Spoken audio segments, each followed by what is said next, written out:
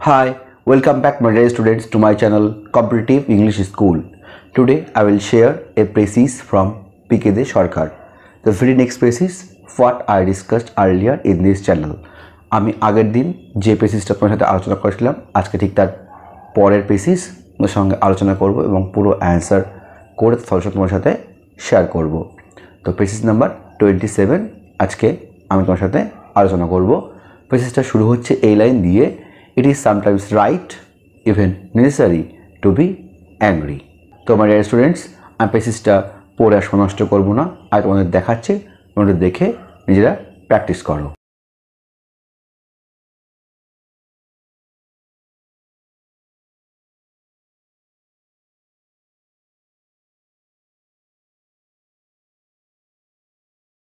তো আমি দেখে নিয়েছি মেন প্যাসেজটা কি। তো প্যাসেজটা দেখা হয়ে গেছে, তো আমি এবার চলে যাচ্ছি সরাসরি প্রতিদিনের মতো এর total মিনিংয়ে। It is sometimes right even necessary to be angry. মাঝে মাঝে রেগে যাওয়া সঠিক, এমনকি প্রয়োজনও বটে। He is a mean, selfish person who is not angry when he sees a wrong done to an innocent person. যে ব্যক্তি একজন নিষ্পাপ মানুষের উপর ভুল হয়েছে দেখেও ক্ষোভ প্রকাশ করে না, সে একজন নীচ ও স্বার্থপর মানুষ। But we cannot find even a good word for bad temper. কিন্তু খারাপ মেজাজের জন্য আমরা একটাও ভালো শব্দ খুঁজে পাই না। This is always selfish and wrong. এটা সর্বদা স্বার্থপরতা এবং ভুল। A bad tempered man is very nice if you let him have his own way. একজন বদমেজাজি লোক খুব ভালো হয় যদি আপনি তাকে তার নিজের মতো করে চলতে দেন। But if you cross him in the smallest things he flies into a rage. কিন্তু যদি তুমি তাকে সামান্যতম বিষয়ে বিরোধিতা করো, সে ঝট করে রেগে যায়।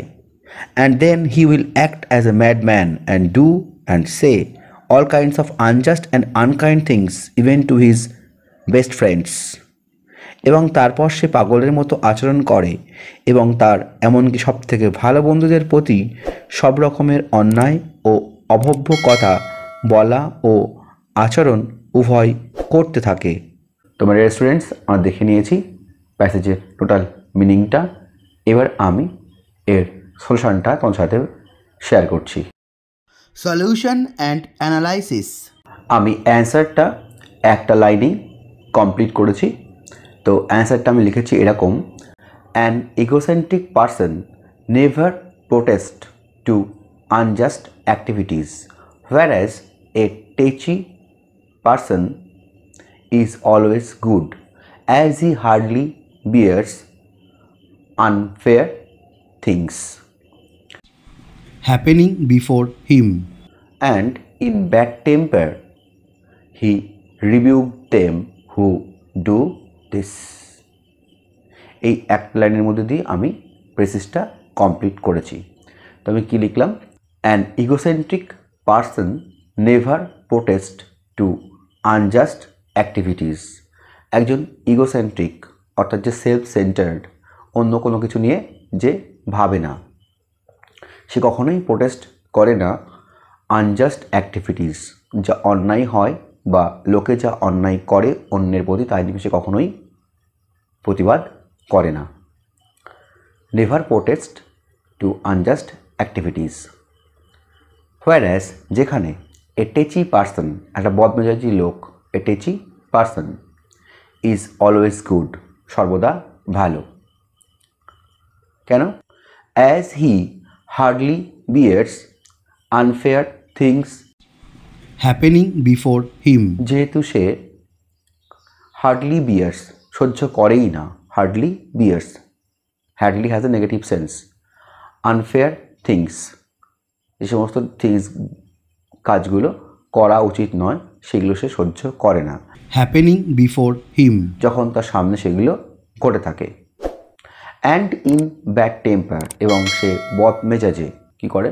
হি রিবিউকড দেম, তাদেরকে সে বকাঝকা করে বা সে উল্টো পাল্টা বলে। Rebuke them who do this, যারা এই কাজগুলো করে। তাহলে এই একটা সেন্টেন্সের মধ্যে দিয়ে আমি কিন্তু পুরো যে প্যাসেজটা পেশি হিসাবে করতে হবে তার হোল আইডিয়াটা তুলে আনলাম। এবার যদি আমরা প্যাসেজটা দেখি তাহলে প্যাসেজে কি লেখা আছে, it is sometimes right even necessary to B angry. মাঝে মাঝে আমাদের এটা ঠিক রেগে যাওয়া এবং এমনকি প্রয়োজনও বটে। পরের লাইনে বলছে, he is a mean and selfish persons who never protest or sees something wrong happen to a innocent person. সে একজন নিচু এবং স্বার্থপর মানুষ যে সর্বদা দেখে যে তার সামনে একটা ভালো লোকের সাথে ভুলভাল কাজ করা হচ্ছে। আর তারপর লাইনে আবার বলছে যে we can not find a good word for a bad temper. আমরা কোনো খারাপ কাজের জন্য ভালো শব্দ খুঁজে পাই না। This is always selfish and wrong. এটা সবসময় স্বার্থপরতা এবং ভুল।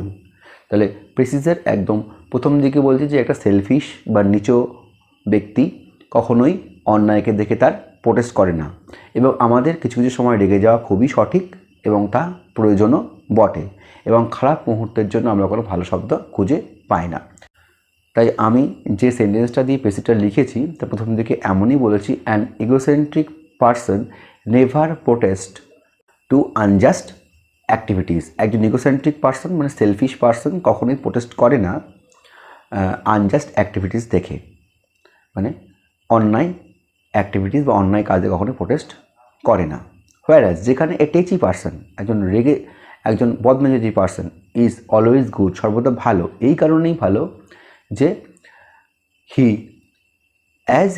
হার্ডলি বিয়ার্স আনজাস্ট বা unfair things happening before him. সে কখনোই সহ্য করে না যে তার সামনে যে সমস্ত বাজে কাজগুলো হচ্ছে।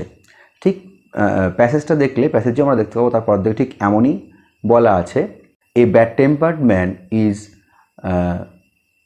এ good human being if you let him have his own way. একজন খারাপ বদমেজাজি মানুষ খুব ভালো হয় যদি তোমরা তাদেরকে নিজেদের মতো করে চলতে দাও। আবার বলছে, if you cross him in the smallest thing he flies into a range. যদি তোমরা তাকে ক্রস করো ছোটো ছোটোখাটো বিষয়, তাহলে কি করবে, সে ফট করে রেগে যাবে। তাহলে সেইটাই কিন্তু আমি আবার লিখলাম এইভাবে যে a touchy person is always good as he, যে একটা টেচি পারসন বা ক্রুদ্ধ বদমেজাজি পারসন সবসময় ভালো হয়, as he hardly bears the unfair things happen before him. তার সামনে কোনো আনফেয়ার থিংও সেটা কখনোই মেনে নেয় না। And in bad temper he rebukes them who do this. এবং সে বদমেজাজে বকাঝকা করে বা উল্টোপাল্টা কথা বলে তাদেরকে যারা এই কাজগুলো করে, অর্থাৎ আনজাস্ট কাজগুলো বা আনফেয়ার কাজগুলো করে। তো প্যাসেজে তাকালে প্যাসেজেও ঠিক লাস্ট সেন্টেন্সে এরকমই বলা আছে যে and then he will act as a mad man and do and say all kind of unjust and unkind things even to his best friend.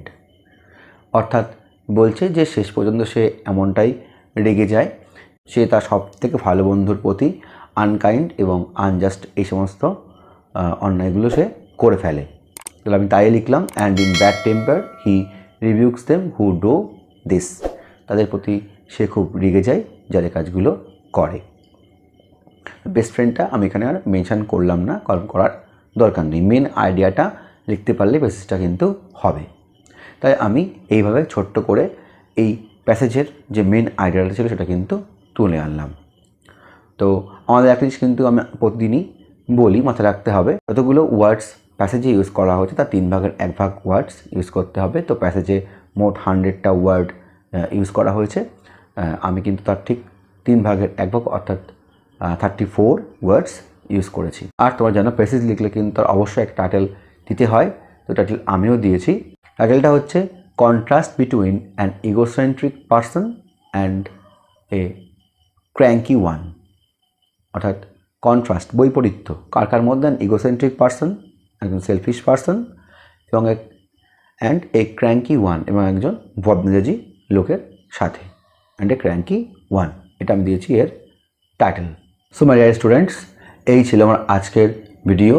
তো তোমাদের যদি ভিডিওটি ভালো লেগে থাকে তোমরা কিন্তু অবশ্যই লাইক করতে ভুলো না। আর এখন পর্যন্ত যারা আমার চ্যানেল সাবস্ক্রাইব করেন তারা সাবস্ক্রাইব বাটনে সাবস্ক্রাইবে ক্লিক করো এবং পাশে থাকা বেল আইকনটা ক্লিক করে দাও to get further notification from my channel. তো তোমরা যদি তোমাদের কোনো নিডস থাকে, দরকার থাকে যে এইগুলো আমরা জানতে চাও, তোমরা কিন্তু অবশ্যই ডিসক্রিপশন বক্সে আমাকে জানাতে পারো এবং তোমাদের আর কি নিডস আছে আমাকে বলতে পারো। আমি কিন্তু তার উপর ভিডিও করে তোমাদের সাথে শেয়ার করব। তো নেক্সট ক্লাসে আমি আবার এরকম একটা ভিডিও নিয়ে তোমার সামনে চলে আসবো। আজ এ পর্যন্তই। Thanks for watching. দেখা হচ্ছে আবার পরের ভিডিওতে।